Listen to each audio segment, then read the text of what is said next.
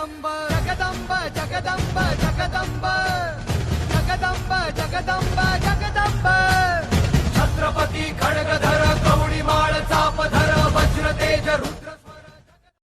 मुगलिया सल्तनत को हिला देने वाली बातें हो रही थी। अफजल खान मारा गया, सिद्दी जौहर, उसके बाद बड़ा सेनापति शास्ता खान को भी परास्त होना पड़ा। मगर इन सभी बातों में स्वराज का तो काफ़ी नुकसान हो रहा था ना। शास्ता खान उसकी फौज के साथ पूना में 2-3 साल तक डेरा डालकर बैठा था। खेती का उत्पाद, अनाज, टैक्स सभी उसको ही मिल रहा था। शास्ता खान सब वसूल कर रहा था। लाखों की फौज खा पी कर आराम कर रही थी और इधर स्वराज की तिजोरी खाली होते जा रही थी। शास्ता खान पूरा पूना खाली करके रवाना तो हुआ। तब महाराज ने सोचा कि अपना इतना बड़ा नुकसान जिसने किया उसी से ये सब वसूल करना चाहिए। कहाँ से धन मिल सकता है, इसकी जानकारी लेने के लिए बहिर जी और उनके गुप्तचर लग गए काम पर। सभी बातों का अभ्यास करने के बाद सूरत को चुना गया, जहाँ बड़ा व्यापार चलता था। व्यापारी पेट मतलब बड़ा ही संपन्न शहर था। इधर हुल उठा दी गई कि महाराज औरंगाबाद पर, मुंबई पर, अलग अलग जगह न जाने कहाँ कहाँ पर हमला करने वाले हैं। मगर महाराज तो नासिक त्र्यंबकेश्वर के रास्ते से सूरत के पास जा पहुँचे। कहाँ सूरत और कहाँ पूना। महाराज ने बड़े बड़े व्यापारियों को, वैसे ही इनायत खान को संदेशा भेजकर बताया कि स्वराज के काम के लिए आपके पास जो भी धन है उसमें से कुछ हिस्सा हमें दे दे। मगर लोगों ने माना, अरे क्या है, कोई मतलब है क्या, कुछ नहीं होगा, हल्के में लिया सिवा को। मगर समझा जैसे महाराज सूरत के पास आ पहुँचे हैं तब सबकी नींव हिल गई। कुछ लोगों ने माना और लाके दे दिया, मगर ज़्यादातर लोगों ने देने से मना कर दिया। इधर ये जो इनायत खान सूरत के बाले किले में जाकर बैठ गया। अब बड़े बड़े व्यापारी जो थे उन्होंने बोला कि हमको भी किले के अंदर लो, तो उनसे भी रिश्वत लिया। जो लोगों ने धन दिया उन्हीं को किले के अंदर दे दिया, मगर बाकी जनता को उनके हाल पर छोड़ दिया। महाराज ने सभी व्यापारियों को मौका दिया, मगर बाद में जब कोई नतीजा निकलते नजर नहीं आया तब बलपूर्वक महाराज को सूरत पर धावा बोलना पड़ा। सिर्फ बड़े बड़े व्यापारियों का ही धन जब्त किया गया। काफ़ी मतलब करोड़ों की लूट प्राप्त हुई 3-4 दिनों में। महाराज का काफ़ी सख्त नियम था, किसी भी हालत में गरीब, बूढ़े, बच्चे, महिला इन्हें हाथ नहीं लगाना। वैसे ही किसी भी धार्मिक स्थल मतलब मंदिर, चर्च, मस्जिद कुछ भी हो उसे हानि नहीं पहुंचाएंगे। जितनी भी संपत्ति जमा हुई है उनमें से कुछ छुटपुट चीज़ें वहीं के गरीबों में उन्होंने बांट भी दी। अपने साथ जो काफ़ी घोड़े बैल पहले से लेके आए थे उन पर सब लाद दिए करोड़ों की संपत्ति और स्वराज में लेके गए। बहुत सी बातें अभी भी किसी को भी पता नहीं है कि वहाँ कौन से रास्ते से लाई गई, कितनी मिली, कहाँ रखी, किसी को कुछ खबर नहीं। बताइए, इतना अच्छा गुप्तचर विभाग आज तक कहीं का होगा क्या? मुगल पहले से ही परेशान थे, कितना भी कुछ कर लो ये सिवा हाथ आता ही नहीं, उल्टा हमेशा हमारा ही नुकसान करके चला जाता है। हमारे बड़े बड़े सरदार से भी इनके सामने टिक नहीं पाए। अब तो क्या, सूरत को तो पूरा बदसूरत बना के गए मराठे। औरंगजेब ने विचार किया कि अब तो जो भी सरदार सिवा का बंदोबस्त करने के लिए भेजे, अब तक जो भेजे गए थे वे सभी मुसलमान सरदार थे। अब भेजते हैं ऐसे योद्धे को जो मुगलिया सल्तनत से सालों साल से वफादार है। भले ही वो मुसलमान नहीं है, मगर 40% फौज राजपूतों की है। शिवाजी उसे ज़्यादा विरोध भी नहीं करेगा। ऐसा मजबूत मंजा हुआ खिलाड़ी था राजा मिर्ज़ा राजे जयसिंह। इसका चुनाव किया गया। दोनों हिंदू राज आपस में टकराएंगे, दोनों में से कोई भी खत्म हो गया तो भी हमें क्या फ़र्क पड़ता है। औरंगजेब का स्वभाव काफ़ी शक्की था, किसी भी शक करता था। इतने वफादार राजे पर भी शक करने के उसके साथ भेजा उसने दिलेर खान को। ना जाने मिर्ज़ा राजे बदल गया तो। एक ही मुहिम पे 2 दिग्गज। दोनों ने आपस में विचार किया कि मुहिम पर किस तरह से अमल किया जाए। तय हुआ, आजू बाजू के गांव बस्तियां उजाड़ना शुरू कर दिया। मिर्ज़ा राजे के लोगों ने और दिलेर खान ने फौज के साथ किलों पर आक्रमण करना शुरू कर दिया। सबसे मजबूत किला था पुरंदर। उसे हासिल किए बिना स्वराज को मरोड़ना आसान नहीं होगा, ये भी वो जानता था। बड़ी सी फौज के साथ दिलेर खान ने पुरंदर को चारों तरफ से घेर लिया। किले पर मराठों के किलेदार थे मुरारबाजी देशपांडे, बहुत ही शूर योद्धा। जावली के युद्ध के समय मुरारबाजी ने मोरे को खूब साथ दी थी।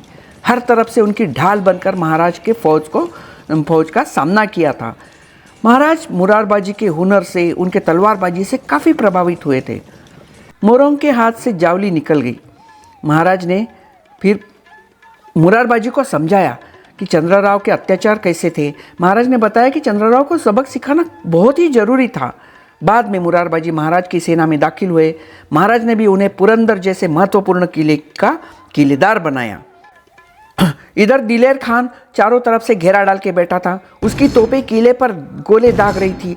बड़ी सेना किले के अंदर घुसे जा रही थी। मराठी भी काफ़ी जोर लगाकर युद्ध कर रहे थे।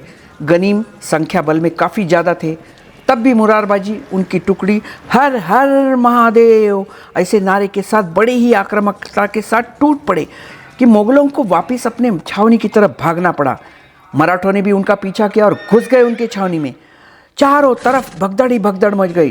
तलवारें खनक रही थी, कहीं पे कुछ दिखाई नहीं दे रहा था। सब दूर मरे पड़े जख्मी सैनिकों को देखकर भयानक युद्ध की कल्पना आ रही थी। मुरारबाजी की तलवार बिजली जैसे खनक रही थी। दिलेर खान सब देख रहा था। मुगल सेना ने मुरारबाजी को चारों तरफ से घेर लिया। जी जान से बाजी लगाकर स्वराज को बचा रहे थे मुरारबाजी। तभी दिलेर खान बोल गया, रुक जाओ। सभी सैनिक अपनी जगह पर रुक गए। दिलेर खान ने उतारकर मुरारबाजी की काफ़ी तारीफ की।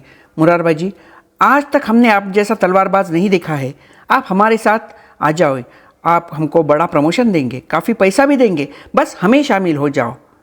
बाजी गुस्से में चिल्लाया, अरे पैशाची कोणाच दाखवतं, महाराजांचे मावले आहोत. जीव गेला तरी बेहतर, पण कुणाची चाकरी नहीं करणार. इतना करारा जवाब, यह सुनने की तो आदत ही नहीं थी दिलेर खान को। फिर क्या, हाथी पर सवार दिलेर खान ने ऐसा तीर चलाया जो मुरारबाजी के आर पार चले गया और एक शूर योद्धा स्वराज के लिए वीर गति को प्राप्त हुआ। इस खबर से महाराज काफ़ी परेशान हुए। गढ़ किले तो क्या फिर से हासिल कर लेंगे, मगर ऐसे जिगरबाज साथी हम फिर कहाँ से लाएंगे। महाराज ने सोचा, अब कुछ तो करना पड़ेगा। ऐसे हमारे योद्धा हम गवा नहीं सकते। शतरंज में कभी चाल उल्टी भी पड़ती है या तो कभी कभी चाल बदलनी भी पड़ती है। महाराज खुद होके मिर्ज़ा राजे के पास गए। बड़े अदब से बोले, राजा जी, आप तो शूर राजपूत हो, हमारे स्वराज स्थापन करने में हमें सहयोग दीजिए। आप राजा बनिए, हमें कुछ नहीं चाहिए, मगर हमारे प्रजा के कष्ट अब हमसे देखे नहीं जाते। हमारे पूरे मावलों के साथ हम आपका हुक्म मानने के लिए तैयार है। अरे देखिए, मुगलों की इच्छा ही ऐसी है कि दो शेर आपस में लड़कर मर जाए और जंगल का सियार राज करे। समझिए राजा जी, मिर्जा जी आप तो समझिए। मगर मिर्ज़ा राजे राजपूत जो ठहरे, हम एक बार जिसका साथ देते हैं उससे कभी गद्दारी नहीं करते। बस मिर्ज़ा बोले, यदि आप युद्ध रोकना चाहते हो तो हमारी शर्तें कबूल करो। देखते हैं अब ट्रीटी ऑफ पुरंदर मतलब तह किया तो उसमें से क्या क्या डिसाइड हुआ। पहले हुआ कि महाराज के पास सिर्फ 12 किले और 1 लाख खून जिससे मिलेगा इतना ही इलाका रहेगा। दूसरी बात, जितने भी किले हैं उसमें से 23 किले और 4 लाख खून मुगलों को दे देना चाहिए और हमें आपके कोकण के सभी किले चाहिए। महाराज बोले, पहले सिद्दी का जंजीरा भी तो लो, जंजीरा लिया तो कोकण के किले देंगे। मिर्ज़ा समझ गए, आज तक जंजीरा कोई नहीं जीत पाया, अब क्या मिलेगा। और फिर कोकण के किले और आजू बाजू का इलाका छोड़कर बाकी किले मिर्ज़ा राजे को सौंपने का तय हो गया। दूसरी बात, जब भी ज़रूरत पड़े तो महाराज मुगलों की सेना के साथ मदद करेंगे। महाराज मनसबदारी कबूल करे। मगर जब महाराज ने मनसबदारी से मना कर दिया, उसके बाद शंभू राजे को 5000 की मनसबदारी प्रदान की गई। वैसा देखा जाए तो यह ऐतिहासिक निर्णय था, क्योंकि यह तय हुआ था कि जब भी पूरे किले हमारे होते, हमारा परचम वहीं पर लगेगा, तभी शंभू राजे हमारे पास, तब तक शंभू राजे हमारे पास रहेंगे। यदि कुछ भी गलती हुई तो शंभू राजा की जान जरूर जाएगी। वैसे देखा जाए तो सबसे बड़ी हार मान सकते हैं, मगर कभी कभी हार में भी जीत शामिल होती है। वो कैसे, वो भी देखेंगे।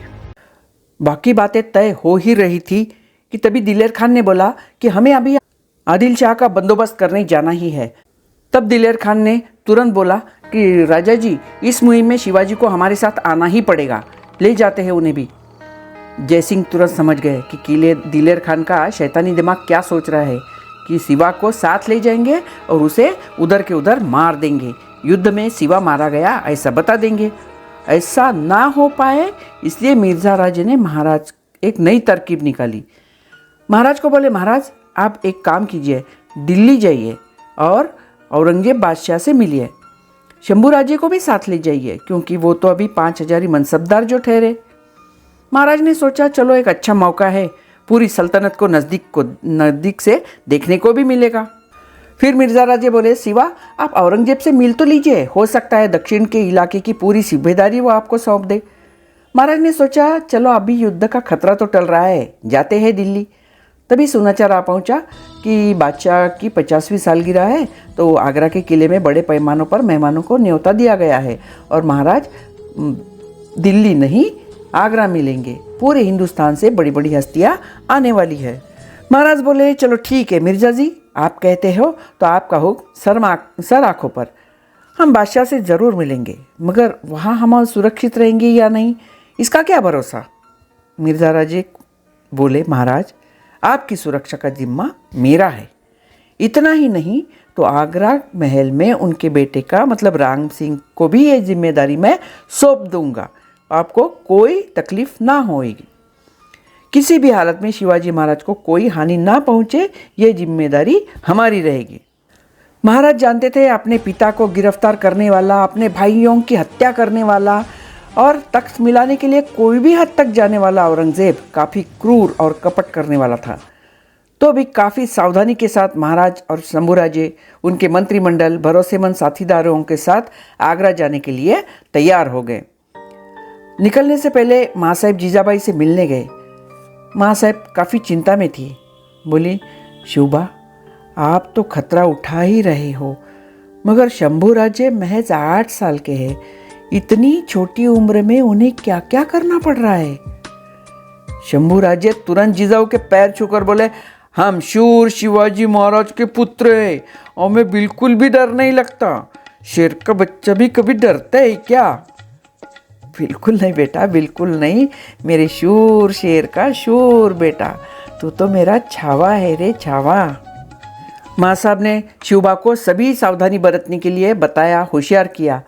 महाराज ने भी बता के रखा सभी सरदारों को कि यदि हमें कुछ होता है तो हमारे जान की परवाह ना करें, किसी भी बातों पर एकदम विश्वास ना रखें। हो सकता है हमारे बारे में कुछ गलत समाचार लेकर, कुछ अफवाहें फैलाकर औरंगजेब यहाँ गड़बड़ी भी मचा सकता है, मगर आप सिर्फ सतर्क रहे और स्वराज का काम आगे बढ़ता ही रहे। आज तक के इतिहास में शायद ही कोई ऐसी माँ होगी जिसने अपने पुत्र से 2 बार उसका मृत्यु पत्र लिखवाया होगा, उसी के हाथों से लिखवाया। इसीलिए इतिहास कहता है कि जीजाबाई जैसी माँ हो तो शिवाजी बनने ही बनने हैं। पति की विडंबना भी देखो कैसी है। जो परम शिव भक्त है, जो रोज शिवशंकर की पूजा करता है, वही अच्छा काम करने वाला, आगे बढ़ाने वाला शिवाजी के हारने की कामना करता है। मिर्ज़ा राजे की बातें देखिए, दिया हुआ वचन अवश्य निभाना चाहिए, मगर किसको दिया हुआ वचन पाल रहे हो? जो दुष्ट आपकी भूमि पर कब्जा कर रहा है, आप ही के लोगों को आपके लोगों से ही मरवा रहा है। जो अपने पिता भाइयों का नहीं हो सका, वो आपका क्या होगा? सोच के देखिए। यदि शिवाजी महाराज की बातें मानकर मिर्ज़ा राजे उनका साथ देते तो स्वराज का भविष्य कितना अलग होता। मुगल सेना में 40% राजपूत लोग थे, फौज मजबूत थी, दोनों हिंदू राजा मिलकर मुगलों का सामना कर सकते थे, मगर यही हमारी कमज़ोरी है। इतिहास से लेके आज तक हम एक साथ नहीं हैं। हमारी इसी कमज़ोरी का फ़ायदा बाकी लोग भी उठाते हैं। अब भी जागिए।